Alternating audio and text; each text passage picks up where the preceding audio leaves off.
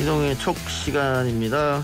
오늘 촉 가이드 프로촉 가이드 김영민 시사평론가와 함께합니다. 어서 오십시오. 네, 안녕하세요. 뭐 할 얘기가 많을 것 같습니다 오늘. 어떤 점에서요? 뭐 매일 뭐 하나씩 터지던데요. 정치권에. 뭐 정말 이게 다 파악하기도 좀 버겁습니다. 예, 다이나믹 코리아라 그러는데. 네. 이 정치평론가들이 지금 김영민 평론가 말처럼 너무 많은 게 쏟아져서 파악하기도 힘들 지경이에요. 근데 뭐 이게 일이 많아졌다기보단 일을 만들어야 하는 언론사가 많아진 탓은 아닐까요? 예, 그래 보입니다. 예, 뭐 정치 시즌이잖아요. 대선이 예. 6개월밖에 남지 않은 상황이. 근데 이제 그래도 언론 수가 많아져서 우리가 챙겨야 할 이슈가 많아지는 건 긍정적입니다. 소수의 언론사만 남아가지고 이렇게 이른바 언권을 가진 사람들이 이렇게 결탁하고 야합해서 야 이거는 이슈화하지 마. 야 이거는 덮어. 이러는 것보단 나은 것 같아요. 뭐 그래도 정치권에서는 메이저 언론만 쳐주는 것 같은데요. 그러는 분은 이제 뭐 특정 후보 정도가 아닐까. 요즘에 어떻게 뭐 대형 언론만 챙길 수 있겠어요. 네. 불가능한 얘기입니다. 맞습니다. 예. 자, 어제 MBC 100분 토론에서 추미애 전 법무부 장관과 이낙연 전 더불어민주당 대표가 충돌했습니다. 고발 사주 의혹 핵심 인물인 대검 수사정보정책관이죠. 손준성 검사의 유임과 관련해서 설전이 벌어졌는데, 그러니까 이제 추미애 전 장관 같은 경우에는 검찰 개혁을 그 기치로 내걸고 있지 않습니까? 예. 당에서 당시에 이렇게 검찰 개혁에 대해서 그다지 협조하지 않았다. 이런 점을 들어서 이제 손준성이라는 이름을 꺼내 들었는데 이낙연 전 대표는 아니 왜 그 손준성을 유임시켰느냐 라면서 맞받아쳤어요. 예. 어떻게 보셨습니까? 근데 지금 경선 시기지 않습니까? 네네. 뭐 보수 정당에서는 보수 가치를 많이 내보이는 사람들이 앞서갈 수밖에 없어요.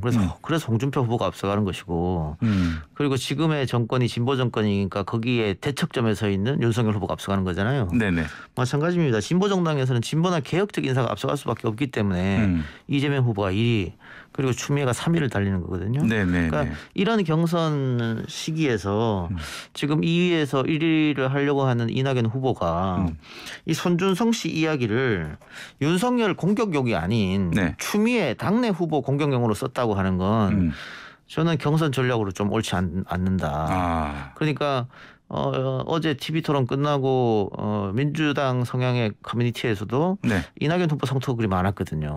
어떻게 같은 당을 저렇게 공격하느냐. 네네.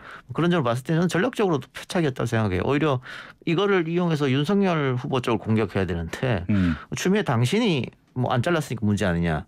이렇게 하는 거 이렇게 되니까 추미애 후보로서는 억울한 심정이 있겠죠. 네, 윤석열 그 TV 토론 팀장이냐, 예. 윤석열 씨가 이낙연 후보 TV 토론 팀장이냐 이렇게 되묻더라고요. 그러면서 이제 뭐 로비 얘기도 했고 청와대 민주당 하나도 난 안 도와줬다 이런 얘기 했지 않습니까? 네네네. 그러면 분란이 일고 시끄러울 수밖에 없죠. 그런데 이제 이 와중에 또 추미애 전 장관이 이낙연 전 대표에게 이렇게 나는 정말 피를 흘려가면서 이 윤석열 검찰총장과 싸우고 있었는데 뒤에서는 저 청와대 가서 나의 그 교체를 요구하지 않았느냐 이렇게 묻기도 하면서 또한 그 당시에 윤석열 전 총장뿐만 아니라 청와대 당의 인사들이 와서 손준성 유임을 부탁했다.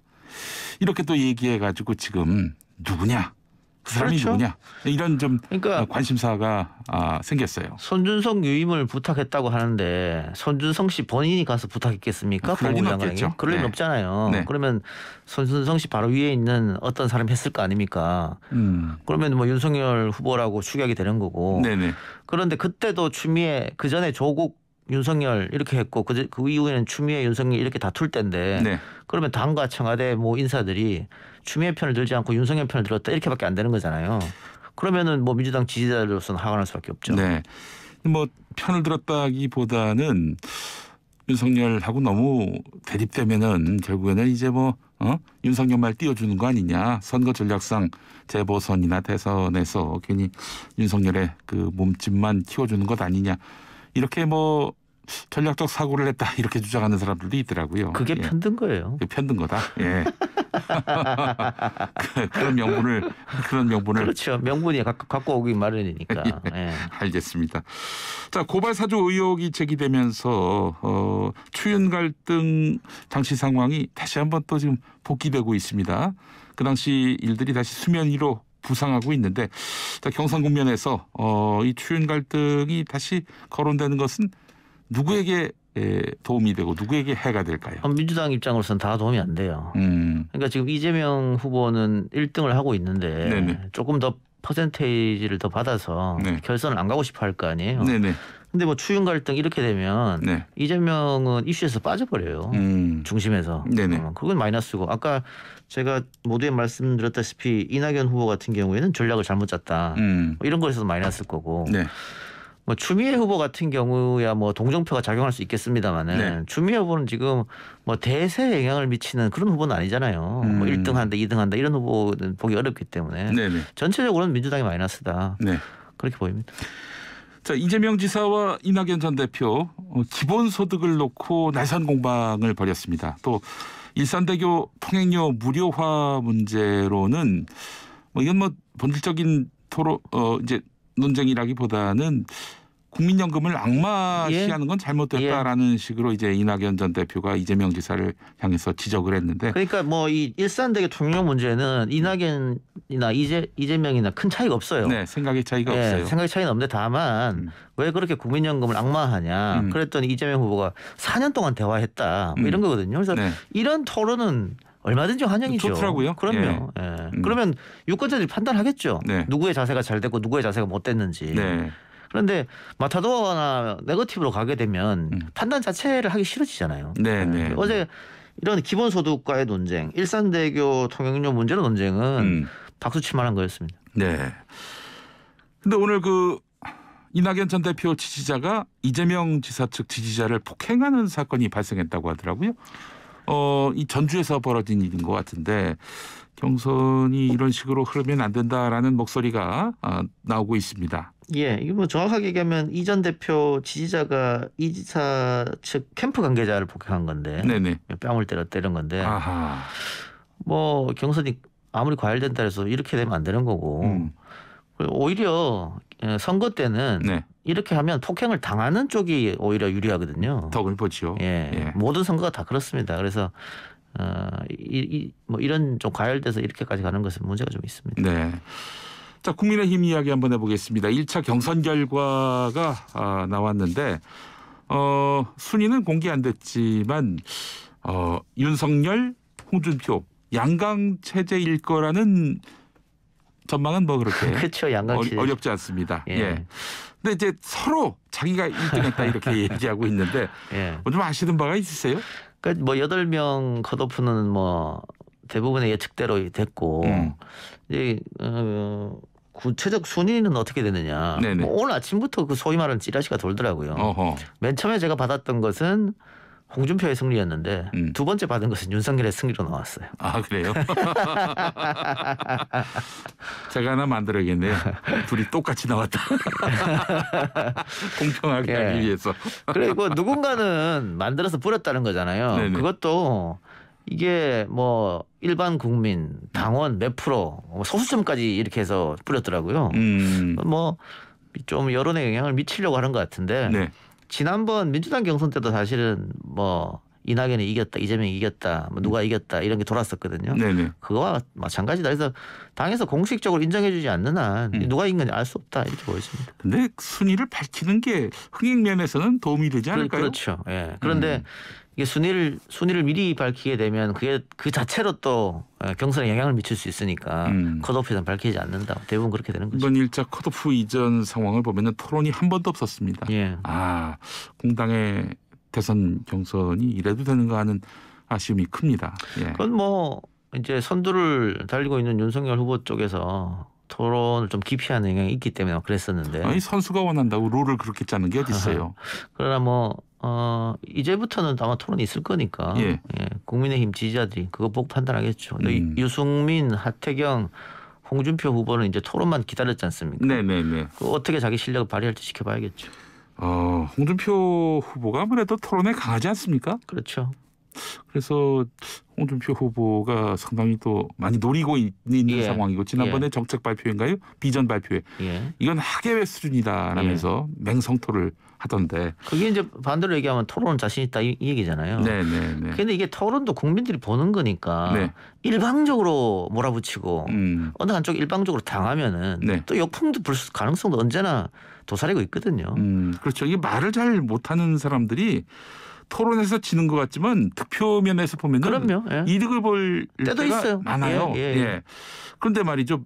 입만 열었다 하면은 이제 말실수가 나온다든지 이러면은 좀 곤란하죠. 예. 그런 의미에서 윤석열 전 총장 측은 상당히 좀 고민이 깊겠어요. 그렇죠. 왜냐하면 토론장에서는 돌발 변수로 준비 안 된 워딩이 마구잡이로 쏟아질 수 있거든요. 네네네. 그랬을 때 유권자들이 이 진짜 정말 준비가 안 됐다 저 사람은 라고 판단하는 순간 지지율은 떨어지는 거죠. 뭐 원고대로 갈린 만무할 그럼요. 것이고요. 당연하죠. 또 상대방이 돌발 질문, 특히 네. 뼈 있는 돌발 질문을 던질 텐데 그때는 또 어떻게 대응해야 할지.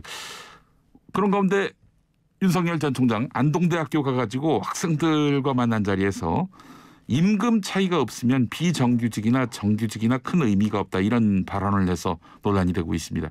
그러니까 뭐 전체 맥락이나 취지와는 달랐다 이렇게 윤 캠프 쪽에서는 해명하고 있는데 근데 이게 저 젊은이들 사이에서는 이게 어떻게 비춰질지 이건 뭐 알 수가 없습니다. 아니 뭐 젊은이들 사이에서는 당장 비정규직을 안 해봤기 때문에 저는 얘기한다 나오는 거잖아요. 네네. 그리고 윤 캠프 쪽에서 계속 후보가 말 실수를 하면 이렇게 취지와는 다르다. 맥락을 살펴봐야 된다.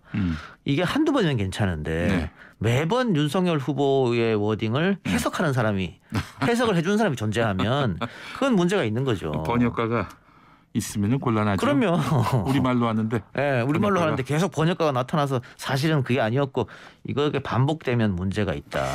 저는 그 발언 중에 이게 사실 상당히 좀 심각하다고 판단하는 것이 이런 말도 했어요. 윤석열 전 총장이. 인문학이라고 하는 것은 공학이나 자연과학 분야를 공부하면서 병행해도 되는 것이며 많은 학생들이 대학 4년과 대학원까지 공부할 필요가 없다. 그러니까 한마디로 말해서 인문학은 뭐 교양 정도로 소화해도 되고 인문학 갖고 대학원까지 공부할 필요는 없다라는 이야기인데 이거는 뭐 상당히 그 전국의 인문학 전공자들이 의아해할 만한 발언이 아닐까 하는 생각이 듭니다. 이건 뭐 철학의 부재입니다. 철학의 부재고 네. 이거는 뭐 인문학자뿐만이 아니고 네. 모든 학자들이 들으면 뜨악할 만한 사안인데 네. 윤 후보 측에서 다행이라면 다행인 게 예. 기사화가 안 되고 있다는 거예요. 기사화가 안 되고 있어요. 그게 윤 후보 측에서는 다행입니다. 조국 전 장관이 이 부분을 발췌해서 이게 왜 화제가 안 되는지 모르겠다라고 오늘 SNS에서 밝히더라고요. 그러니까 예. 철학, 인문학, 사상의 기초 아닙니까? 그런데 그걸 배울 필요가 없다. 역사까지. 예. 그렇게 얘기하면 어떻게 됩니까? 자, 어젯밤에 돌연 최재형 전 감사원장이 캠프 해체를 선언했습니다. 이걸 두고 뭐 그 윤석열 전 총장을 지지하기 위한 전 단계 아니냐? 뭐 이런 분석도 있고요. 어떻게 보세요? 뭐 여의도에서는 드랍한다는 소문이 있긴 있었습니다. 있었는데 일전에 있었죠. 예, 있었는데 지금 왜냐하면 지지율이 계속해서 정체 혹은 하락세였거든요. 네네. 하락세에서 그런 얘기가 돌았는데 어제 발표한 거 보면 캠프 해체하는데 후보는 사퇴하지 않겠다고 했었거든요. 네네. 그건 또 무슨 뜻인지 잘 모르겠어요. 일단 본인이 캠프를 차려서 캠프에서 어떤 조언을 하고 꾸려갔을 거 아닙니까? 네네. 그런데 자기의 원래 색깔이랑 맞지 않는다. 뭐 이렇게 판단했을 수도 있고요. 네. 여러 가지 거에 대해서 또 하나는 뭐 그 최재형 캠프에서 지금 예비 후보로서 얼마나 돈을 모았는지는 모르겠습니다만은 네. 캠프를 꾸리면은 상당한 돈이 지출될 수밖에 없거든요. 그렇죠. 예. 그것도 뭐고 염두에 두지 않았을까? 8월 16일 나온 기사를 보니까 한도액 절반이 작다. 11억 2,700만 원 모였다. 이런 보도가 있더군요. 그러니까요. 예. 뭐 본선 들어가면 하루에 1억씩 깨진다는 거 아니에요? 그렇기 때문에 그런 것도 아마 염두에 둔 포석이 아닐까. 캠프를 돌리려면 아무래도 돈이 들 수밖에 없으니까. 엄청난 돈이 들어가죠. 예, 그래서 캠프 해체는 뭐 돈과 연관된 거 아닌가. 그러니까 예. 지금 이렇게 정식으로 돈을 모아가지고 후원을 받아서 25억까지 모을 수 있잖아요. 네네. 예비 후보 때는. 네. 그런데 뭐 절반 정도 그때 모았다고 하면 25억 다 못 채웠다는 건데 네. 이걸 다 쓰게 되면은 사비를 넣을 수밖에 없어요. 그렇잖아요. 네네네. 그러면 굉장히 부담감이죠, 그거는. 네, 그래요. 내일이군요, 토론이. 내일 낮 4시 50분 TV 조선에서 첫 TV 토론회가 있다고 하는데 토론회가 아무래도 좀 재밌겠어요? 아니 뭐 이건 민주당 경선도 마찬가지인데요. 첫 토론회는 흥행이 됩니다. 네. 첫 토론 흥행이 되니까 네. 내일 아마 많은 분들이 TV 앞에 혹은 유튜브 앞에 앉아 계실 텐데 네. 민주당 경선 때는 8대1이었잖아요. 네네. 이재명 혼자 두드려 맞는 상황이었는데 이번에도 그렇게 될런지, 그러니까 윤석열 후보 혼자 두드려 맞는 상황이 올지 아니면 홍준표 후보하고 나눠서 가질지 네. 그런 점이 더 재밌죠. 홍 대표가 고발 사주권 추궁할까요? 하려고 봅니다. 왜냐면 오늘 이필성 씨가 네. 기자하고 만나서 그 조성은 씨하고 또 국정원장하고 만났다고 하는 그날 예. 자기 동선을 공개했거든요. 네. 뭐 CCTV도 공개하고 택시 영수증도 공개하고 카톡도 공개하고 안 만났다 그런 거예요. 그러면은 이제 홍준표 후보는 확실한 증거가 나왔기 때문에 네. 그걸 가지고 정치 공작 역으로 하고 있다. 충분히 얘기할 수 있죠. 그랬을 때 윤석열 후보가 어떻게 대답할 것인가. 그러니까 네. 윤석열 후보는 지금 본인이 고발 사주 의혹으로 코너에 몰린 상태인데 네. 그 프레임 전환하기 위해서 여권의 공작이다라고 들고 나왔잖아요. 네네. 그러면 전선을 집중해야 되는데 네. 갑자기 홍준표 후보까지 끌어들이면서 전선을 확대시켜 버렸어요. 적을 두 팀이나 만들어 버렸죠. 네네. 이건 좋지 않은 겁니다. 그 앞서 말씀하신 이필형 씨는 이제 국가정보원 출신이고 지금 홍준표 캠프 조직본부장으로 있는 홍준표 후보의 최측근 인사인데. 그러니까 이게 여의도에서 소문이 어떻게 돌았냐면 지금 여권에서 뭐 어떻게 했다. 박지원 국정원장 이야기 나오기 전에 네.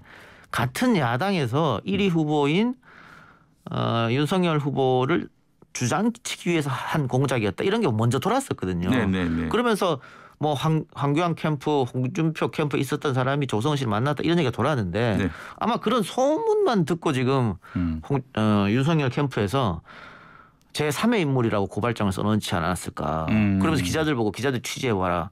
그 소문만 가지고 그렇게 하면 안 되잖아요. 그러니까 홍준표 후보 쪽에서는 역공할 수 있는 좋은 찬스가 된 거죠. 예. 그러니까 이것도 윤석열 후보는 정치를 오래 안 했기 때문에 정치 DNA가 없다 치고 네. 그 캠프에 가 있는 정치인들은 이렇게 확인되지 않는 것으로 공격했을 때 역공받는다는 걸 왜 생각 못했을까. 거기다 저선까지 확대해서. 검사 출신의 김용남 전 의원 지금 윤석열 캠프에 있잖아요. 예. 무슨 안기부? 국정원 안가를 얘기하더라고요. 그건 또 무슨 얘기인지 또 법률적인 어떤 시비에 휘말릴까 봐 안가에 갔을 수도 이렇게 표현을 한 것도 좀 공색해 보입니다. 근데 사실은 어느 후보든 네거티브를 할 때는 확실한 팩트를 갖고 그렇죠. 해야지. 여기서 뭐 추론, 상상력을 동원하면요. 이게 되치기를 당할 수 있다는 걸 알아야 합니다. 예. 근데 어쨌든 이게 핵심은 고발 사주 의혹이지 않습니까? 네네. 대한민국 검찰이 대한민국 야당을 통해 가지고 여권 인사 혹은 기자들을 고발하라고 했느냐, 검찰권을 사유했느냐 그거잖아요. 네네. 그게 핵심인데 이제 윤석열 캠프에서 프레임 전환하려는 거 아니에요. 네네. 공작이라고. 예. 중간에 박지원이 끼어들었다. 근데 여권의 공작으로. 예. 박지원 저 원장이 끼어들었다고 하더라도 앞에 이 고발 사주랑은 별개의 것이거든요. 그렇지. 그렇게 따로 나가야 되는데 예. 그거 아니고 전부 다 이렇게 여권의 공작이라 엮었는데 지금 어느 정도는 좀 프레임이 통했다고 봐요. 왜냐하면 보수 언론이 이틀 전부터 이렇게 쓰고 있거든요. 네. 박지원 원장이 핵심인 것처럼 쓰고 있고 네. 또 어제 조성은 씨 제보자 조성은 씨가 자기 회사 직원들한테 월급도 잘 안 주고 그러면서 고급 차량을 타고 다니고 이런 걸로 뭐 조선일보가 도배를 했더라고요. 네. 그거 보면은 이런 제보자를 어떻게 믿느냐 이런 거잖아요. 예. 그래서 저는 나름 보수 언론이 보수 정당을 도와주면서 나름 프레임이 좀 통하고 있다 그런 판단이 듭니다. 예, 알겠습니다. 홍준표 의원이 자신 캠프 사람을 자꾸 거론하면은 음해하는 것이니 다시는 하지 말라. 또 음해하면 각오하라 이렇게 경고장을 날렸는데 확전이 될 수도 있겠네요. 그럴 가능성이 있다고 봅니다. 그리고 이거는 홍준표 후보가 역공의 찬스를 잡았기 때문에 네. 조금 더 시끄럽게 되지 않을까. 국민의힘 경선이. 그런 생각이 들고 내일 토론이 아마 재밌어지지 않을까 생각됩니다. 예, 오늘 김영민 평론가와 이야기는 여기에서 마무리하죠. 수고하셨습니다. 감사합니다.